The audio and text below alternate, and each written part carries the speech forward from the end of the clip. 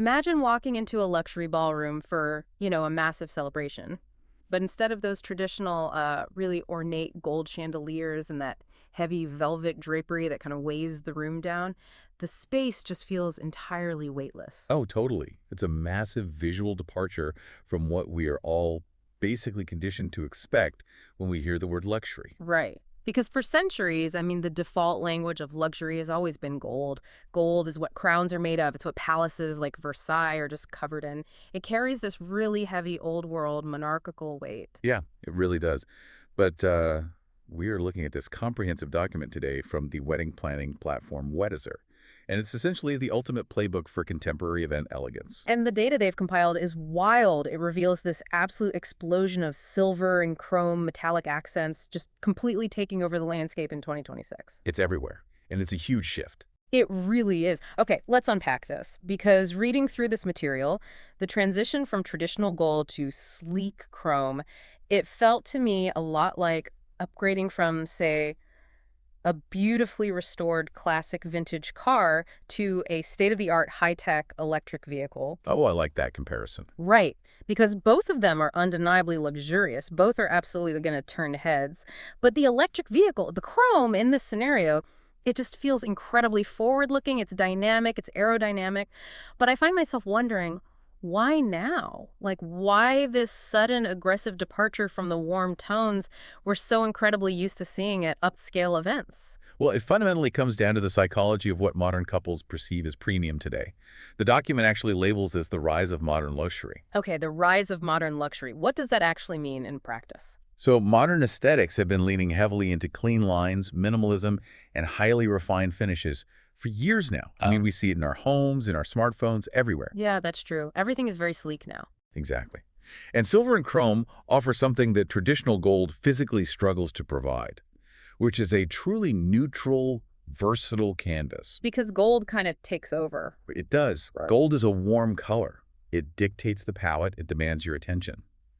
But chrome and polished silver, on the other hand, they instantly signal this crisp, polished environment without fighting the surrounding colors. Because it's literally just reflecting what's already there. It's a mirror. Exactly. It's just bouncing back the room. Which completely changes the rules of where you can actually host a luxury event. I mean, if your primary decorative element is a blank reflective canvas, the physical venue itself suddenly dictates how those metallic accents behave. That's spot on. The environment basically becomes the macro canvas for the design. The Weddizer documentation really highlights the sheer adaptability of metallic decor across vastly different architectural spaces. Like luxury hotels, for example. Right. You walk into a five-star hotel lobby today, and what do you see? You see sleek glass, massive floor-to-ceiling windows, sharp geometric architecture. Yeah, very modern. So chrome and silver naturally become an extension of that existing building. It just looks native to the space. Right, it feels like it belongs there. But, the document also highlights industrial venues, which, honestly, that threw me for a loop initially. Oh, really? How come? Well, because when I think industrial, I picture exposed brick, massive rusted steel beams, concrete floors, really raw textures. Putting a highly polished, flawless silver table in the middle of a warehouse feels like a complete mismatch. Ah, but that visual friction is exactly why it's so incredibly effective. Yay, visual friction. Yeah, it's a design principle based entirely on high contrast. The sleek, flawless, mirror-like finish of a chrome accent piece provides this severe, striking contrast against the rough, light-absorbing texture of an exposed brick wall. Oh, I see. So you aren't trying to match the warehouse? Not at all. You are trying to elevate it. It pulls the rawness of the industrial space into this refined category that the industry calls industrial chic. You actually need that extreme juxtaposition to make the shiny elements pop. Okay, that makes perfect sense. The rough walls basically make the smooth metals look even smoother. Exactly. And then they mention rooftop venues. Oh, wow, yeah. You're 30 stories up, and the chrome decor isn't just sitting there. It's actively catching and reflecting the city lights, the neon signs, the skyline. The city itself literally becomes part of your venue's interior design. That is so cool. But, okay, I play devil's advocate for a second here. Oh, for it. When I hear modern luxury in chrome, my brain still kind of goes straight to, like, a 1950s diner with red vinyl stools and a jukebox, or maybe a completely sterile clinical sci-fi movie set. How on earth do you put chrome into a romantic, lush, contemporary garden wedding without it feeling totally cold and out of place? Well, what's fascinating here is that we have to separate the material from the silhouette. We aren't talking about industrial bulk, heavy sheets of metal or diner aesthetics. Okay, so no jukeboxes. Right, no jukeboxes. The emphasis is entirely on refined, delicate elements. For instance, the seating.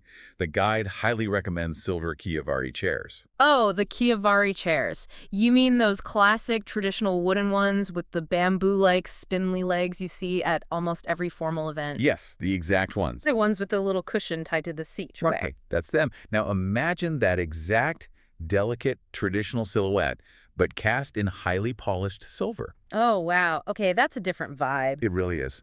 Or they recommend sleek chrome ghost chairs, which are traditionally made of completely clear acrylic, but updated with polished chrome hardware. The physical magic of putting a chair like that in a lush garden is the optics of reflection. Because it reflects the plants. Precisely.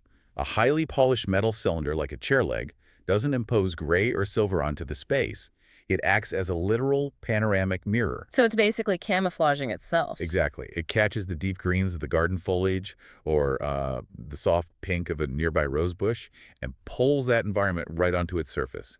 It wraps the garden around the furniture. That is a gorgeous image. It actually makes the pieces feel incredibly light, almost ethereal, because half of what you are looking at is just a reflection of nature. And it never feels cold because nature is inherently warm. The environment is literally painted onto the furniture. I love that visual so much.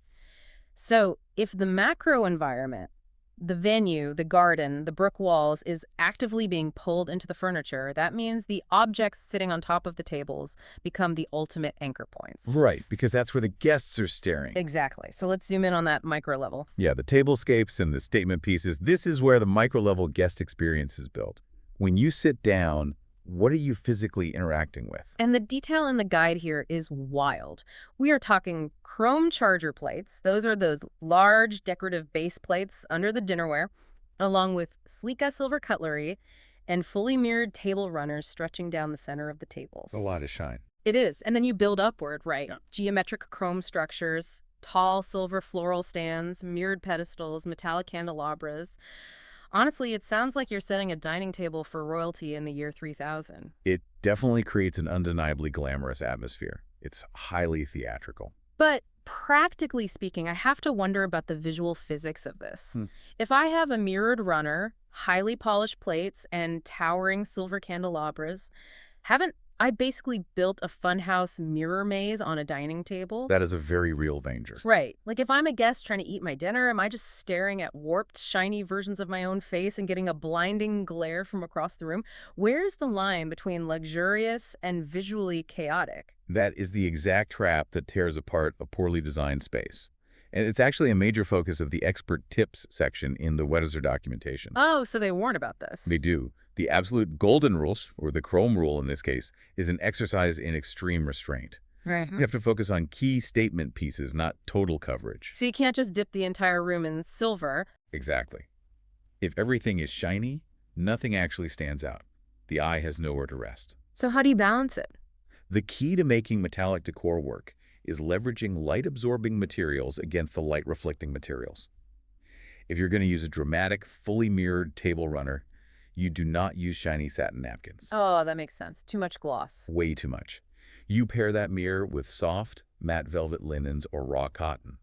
If you have a massive geometric chrome centerpiece, you balance the hard angles of the metal with dense, soft textures, like lush, cascading florals or thick green moss. It's all about creating depth. It is. The contrast is what gives it luxury.